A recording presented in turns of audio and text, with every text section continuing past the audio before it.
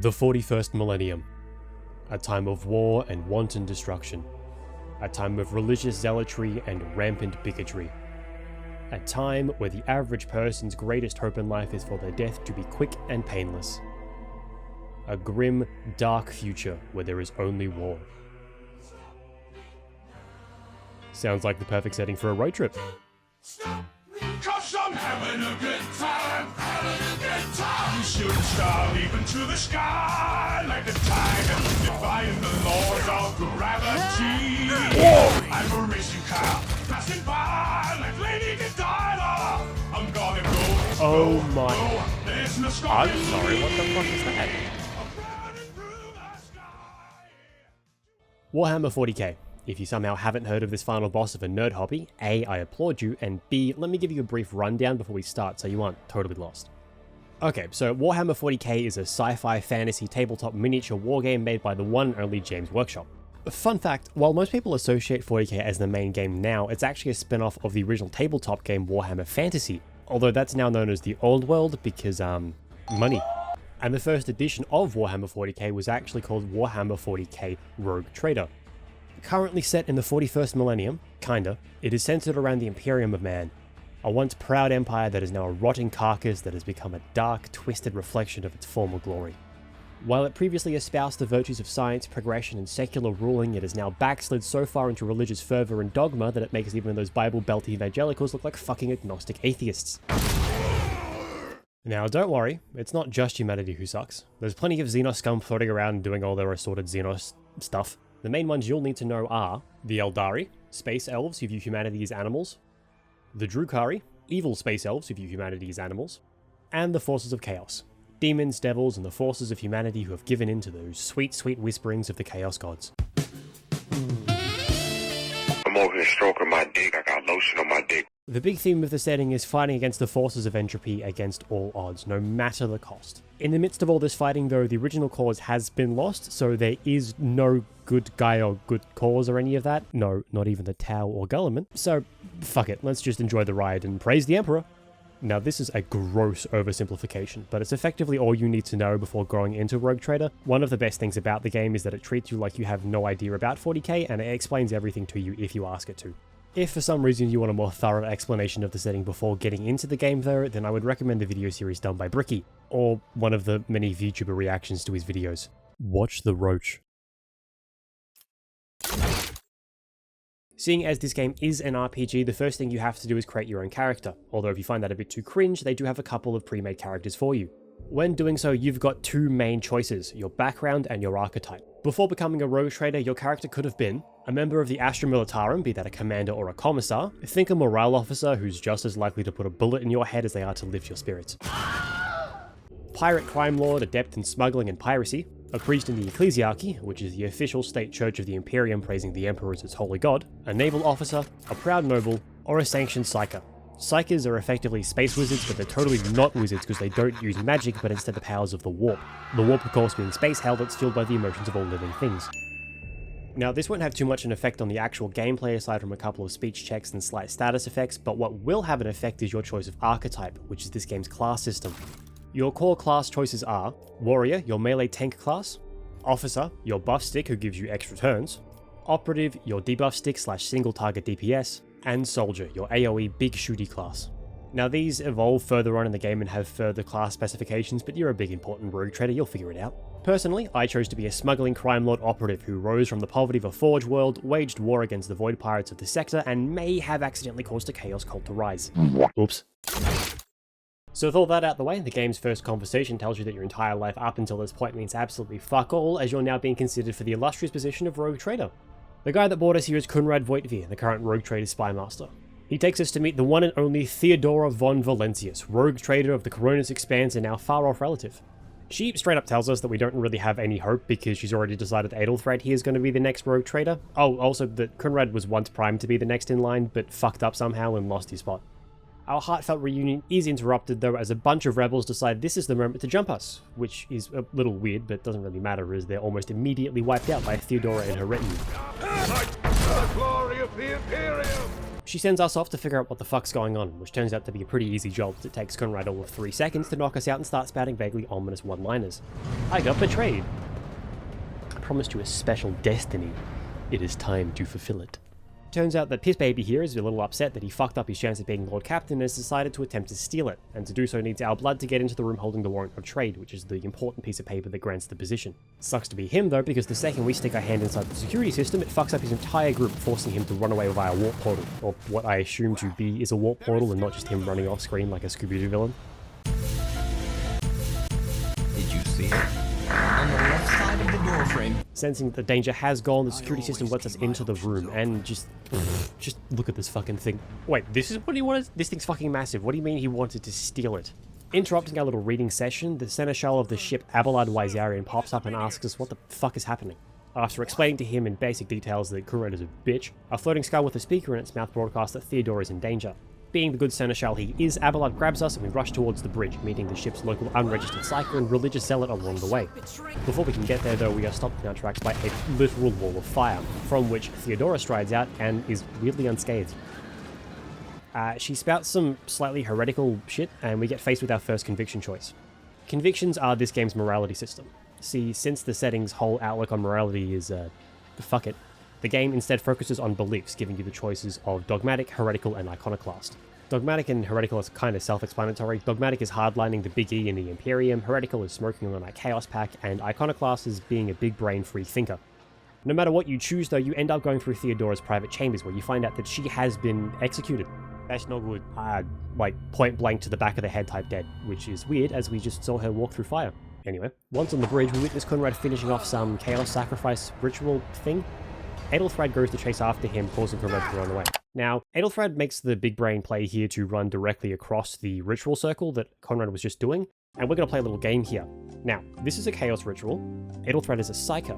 Chaos loves possessing psykers in real space, and Aethelfrad is very injured at this stage. What do you think's going to happen? Yeah, Aethelfrad's immediately possessed and turned into a chaos spawn.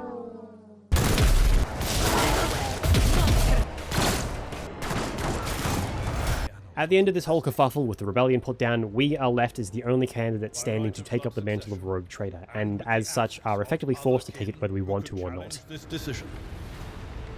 It is hereby declared that the successor to Theodora von Valancius is her heir, the rightful inheritor of the warrant of trade, and the title of rogue trader. So with our ass now firmly planted in the big boy seat, it falls on us to figure out what the fuck's going on in this expanse. But before we can do that, we've got some problems to solve on the ship first. You see, the whole heretical cult uprising had the side effect of wiping out a lot of people on the ship along with 2 high-profile positions. One being the Navigator, which is a mutant psyker who we use to navigate the warp, and the other is the ship's head Magos, the ship's main mechanic overseer. Now this is the first point of the game where you'll be given a couple of main goals to achieve in any order, and depending on what order you do them in, it will result in different situations when you get to the area. Now we can solve the Magos and crew problem on the same planet, so let's deal with the Navigator issue first. Luckily for us, there's a station nearby that is used by the Coronis Expanse's main Navigator family, the Orselios. Walking in, there seems to be a bit of a familial spat going on, with this guy Felix here saying that we need to help him retrieve the child. He is immediately super sketchy, but the forces here shoot first, and the punishment for firing upon a rogue trader is death, so, you know.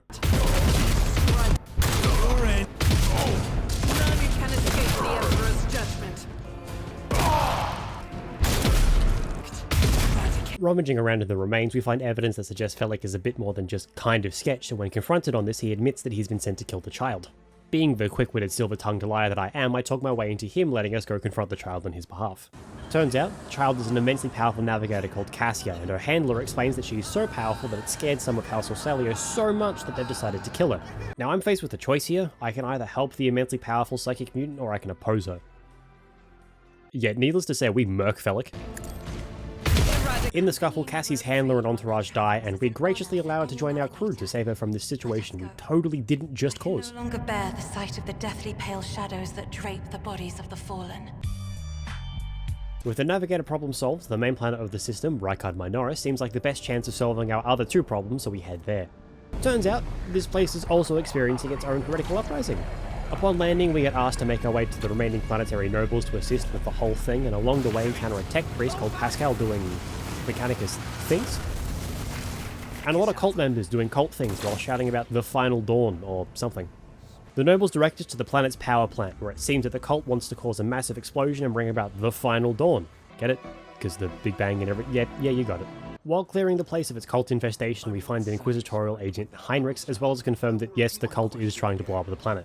Now, the local tech priests here have halted them via the holy strategy of literally DDoSing them long enough so that we can deal with them, which, being the main character, of course, we do. Weird that you've got a Drukhari blade, but whatever, you're dead now, doesn't matter. I've got a parade to attend.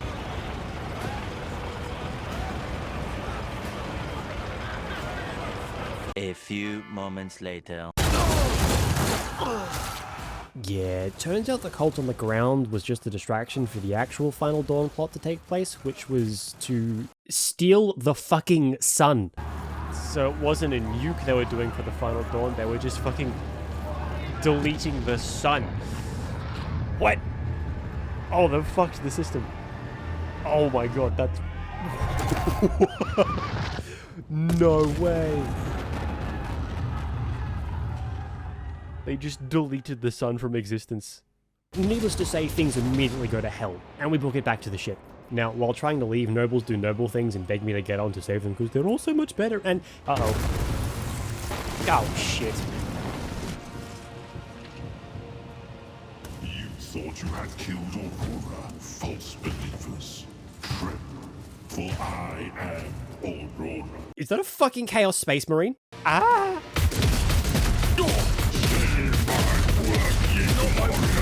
Oh my god! So, on one hand we lost a planet and potentially a whole system to chaos, but on the other, we filled our 2 crew positions, so I'd call that a win. We do still have to restock the lower deck peasants and repair the ship now, so we chart a course to the nearest station, Footfall. While waiting for ship repairs, we are asked by the leader of the station, Vladimir Tokhara, aka every Russian mobster ever but in space, to come have a quick chat. He essentially tells us that recently there's been a lot of warp fuckery happening in the area, which means that our previous routes are gone and our map knowledge means fuck all.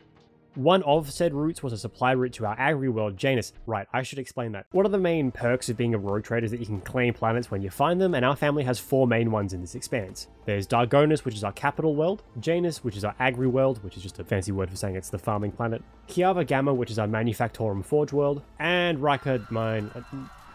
Yep, you know what? 3 worlds now. With that, our ship's fixed, our crew is restocked, and we're set free upon the wide open expanse. Luckily for Footfall, I managed to blindly stumble upon Janus first. So we land on Janus to let them know that, hey, I'm the new guy, hi, and are immediately informed that there's this weird guerrilla force out in the jungle that's causing problems, and we get asked to go fix it, and please take this Eldari girl with you, she's a bit hanging around and she's a bit fucking weird. Monkey. After a bit of righteous slaughter, we figure out that the whole thing is being orchestrated by a contingent of Eldari who are here to reclaim one of their maiden worlds. Maiden worlds are worlds that were created by the Eldari Empire before their whole collapse and the whole birth of Slaanesh and everything to be paradise worlds that they could live on and holiday to and all that sort of fun stuff. These Eldari also inform us that the nobles of this planet have been doing heretical bullshit behind the scenes and that we should really look into that.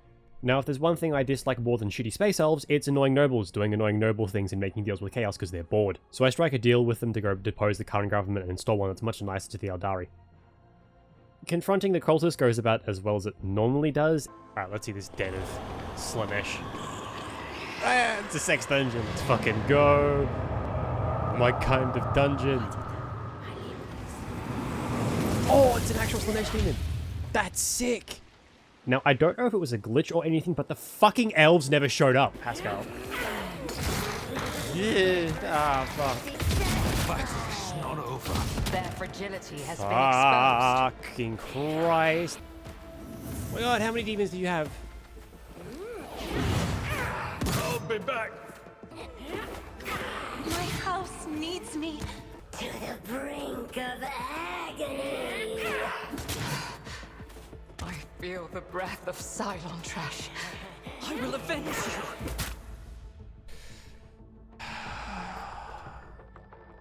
So, I reconsidered my options. Pay with your blood in the name of Kala Menshake.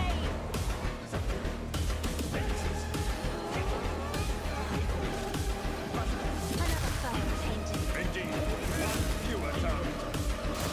You move it. I am a navigator. Duty demands.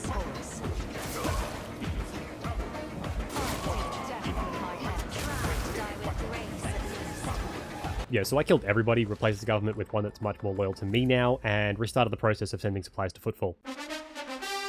The next planet I found was Dargonas, where I effectively go through a bunch of bureaucratic bullshit to set up the official ceremony for me to be officially recognized as the rogue trader, and as much as I would love for that to happen as soon as possible, this little weenie says I have more pressing issues that I should solve them first.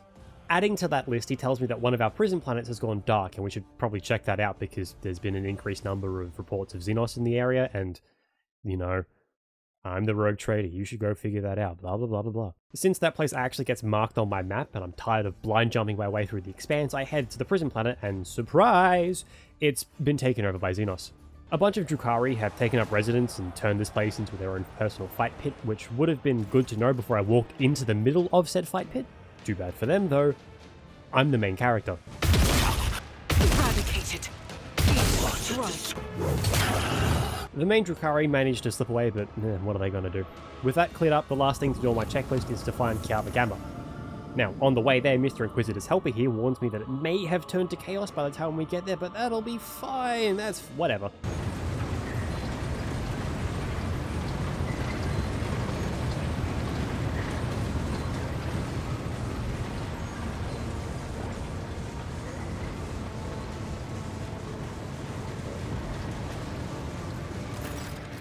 Yeah, okay, maybe I should have had this higher on my priority list.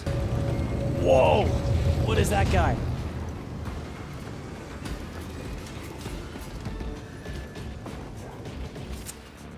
This is gonna suck.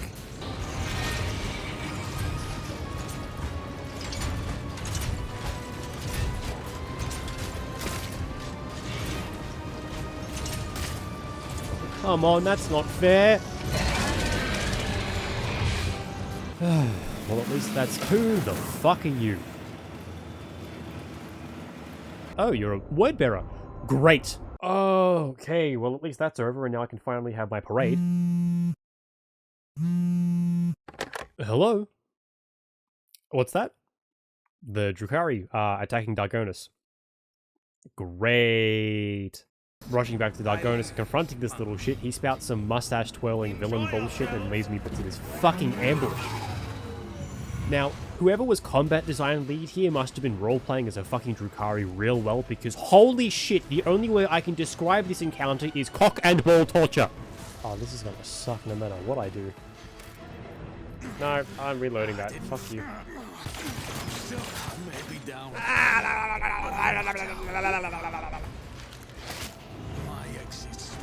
Ah! Lost in our ranks. I can't go down in the first round. It is... Ah! Ah! Winnie, don't save. I have. Fuck you, game. I literally cannot get a fucking turn.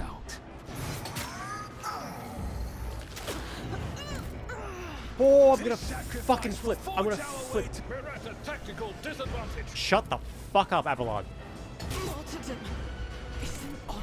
We have one down. But after eventually slogging my way through this unconsensual BDSM session, yes! With my hands. Let's fucking go. It's time for this rogue trader to have my fucking inauguration.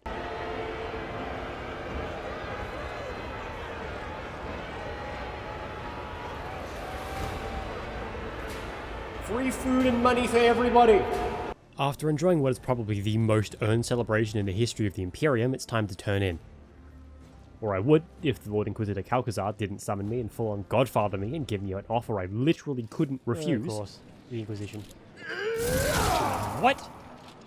Did you just kill my Master of Ceremonies? We have matters to discuss, von Valancius. Fun fact, there are very few kinds of people in the Empire who can order around a rogue trader, and one of them is an Inquisitor.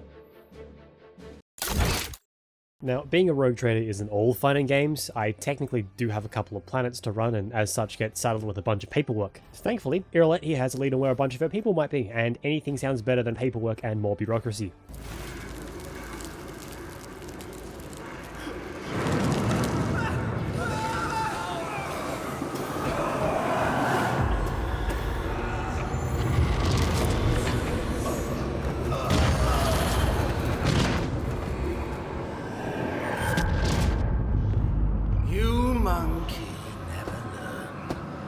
I'm beginning to think that your kind is eager to step into our snares.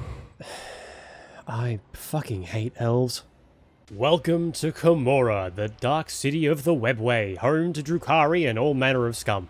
The local royalty subject us to just the finest Drukhari hospitality as they immediately pump us full of drugs and subject us to an interrogation. After this, we are promptly dumped onto the streets and left to figure out what's going on, where are we, and where the fuck are my boots? Trying to figure out how the fuck to leave Komora, we end up in a plot to raise a rebellion to do something? I don't really know.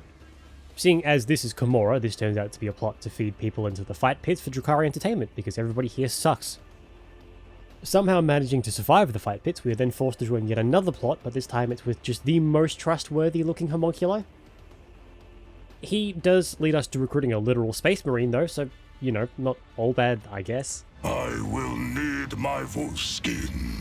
The plan is effectively to just fight our way up through the ranks of the fight pit to kill the leaders of a certain faction for him, and then he'll help us. While semi-suicidal, one upside of this plan is that we get to kill the fucker who's caused all this. Haha. Oh, and yes, it's implied that he was the one who stole the sun and has been working with the cult the whole time. So the plan sort of works and sort of doesn't. As in, it works in the fact that we kill the guys for them, but it doesn't work because this leads everybody else to want to kill us. Oh my... Jesus! But I will grant none. So we get thrown back into the pits because Mr. Trustworthy here flakes on us, but thanks to someone from the actual best faction in the setting helping us, we actually managed to escape into more Komora. To actually leave the city, we have to climb up this tower really quick, and oh no, no, no, no. That's right, fucko. Welcome to another instance of the combat designers role-playing as a fucking Drukhari.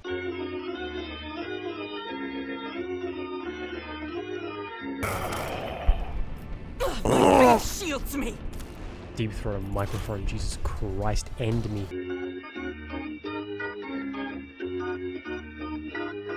After surviving this entire escapade and wiping out what is actually quite a sizable and powerful faction of Dark Elves, we take a quick trip through the Webway and end up back at Janus.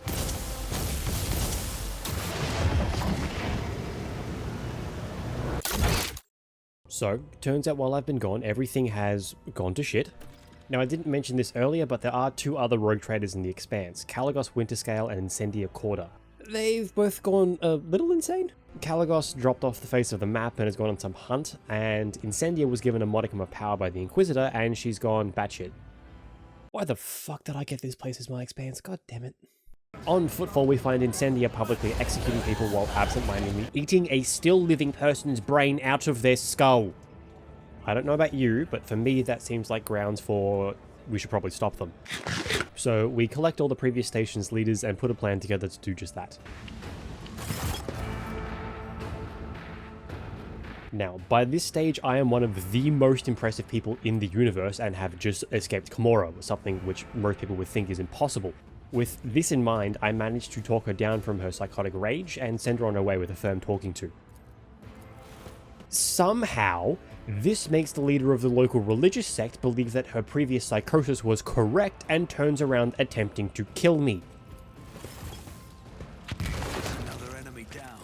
Needless to say, it does not go very well. We never stood a chance.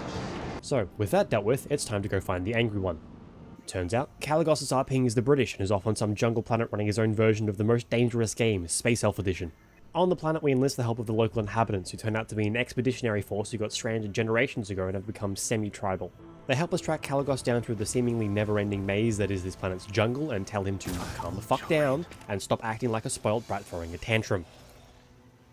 Again, using my power of I'm super late into the game, he does, but it turns out his arch-militant is actually possessed by a demon of corn. Oh! Oh!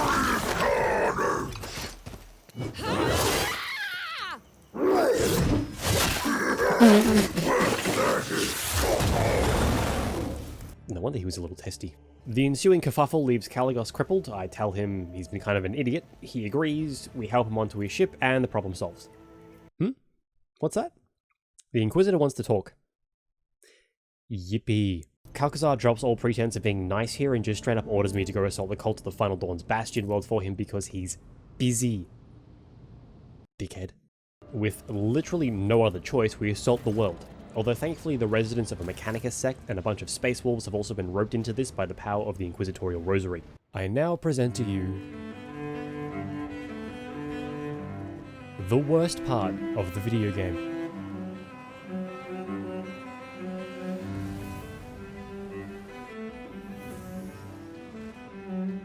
Oh no! Look at him! Good thing I fucking saved.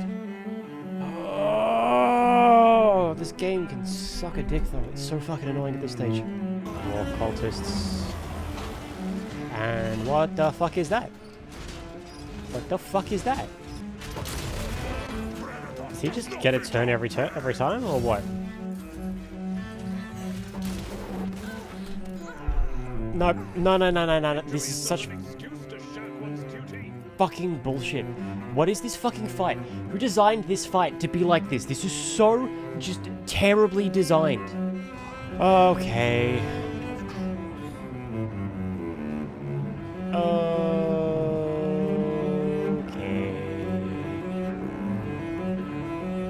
Annoying. Whoa! What? What the fuck was that? Great. Another super fun fight. No, I'm done. I'm actually done. Let's see if I can make it to my turn.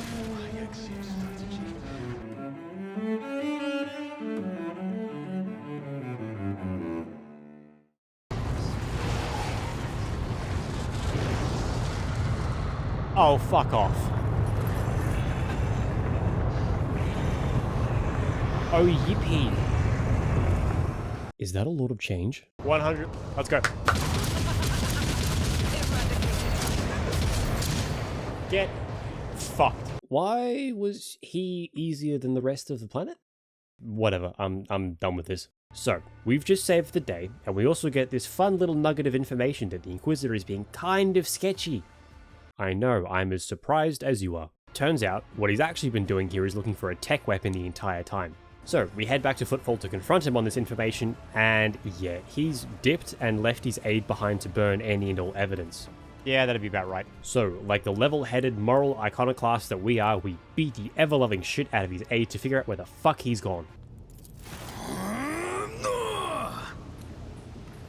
Which turns out to be a webway gate that he plans to use to jump through. Setting off in chase, we encounter his forces guarding the gate, but what's this? Caligos and Incendia have also shown up and decided they've had enough of him giving us orders and telling us what to do because, oh my god, it's the Inquisition, you have to do what they say, blah blah blah blah blah. And as much as the Inquisitorial forces are well trained and well funded, it's sort of hard to come up against 3 rogue traders and their combined forces, so yeah, it doesn't go well for the Inquisition. Just execute it, just... I will carve runes out of your bones! Trying to follow Calcasar planetside, we're attacked by a bunch of semicircular spaceships, which I definitely haven't seen these before. I wonder what they could be from. Oh my god. Yeah, landing confirms it's, they were Necrons. This is a Necron tomb world. Yay. I should probably explain here. Necrons are a race of incredibly ancient immortal android/robot people who were literally one of the very first species to exist in the universe, and they're a very scary enemy to have. Fighting my way through the tomb world, I have this weird encounter with a bunch of alternate versions of me, and in those universes, it turns out I'm a weak little bitch. Strike is a prayer. Faith without deeds. Strike is a prayer. Finally, upon finding Calcasar, he has the fucking audacity to turn around and give me a speech about how I should join him. Yeah, no. Fuck you. Eliminate the rogue trader. As he lays dying, he unleashes the weapon he's been chasing this entire time. And it turns out to actually be a shard of Catan.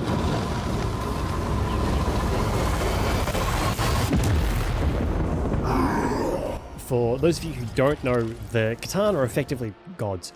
They're a race of pure energy beings that used to go around devouring planets. Now, normally, even this teeny tiny shard would be very scary, but I've got a fully leveled Argenta. With the shard in a weakened state, I can place it back in its cage and finally have some peace and quiet in its expanse and just rest and just do normal rogue trader things and, oh, hey Nomos, what's up? I should explain Nomos. While I'm not going to spoil how I got him, as this is technically the secret ending, I will spoil that Nomos is effectively my ship's machine spirit that has gained sentience and possessed a local tech priest fanatic who willingly gave up his body for Nomos.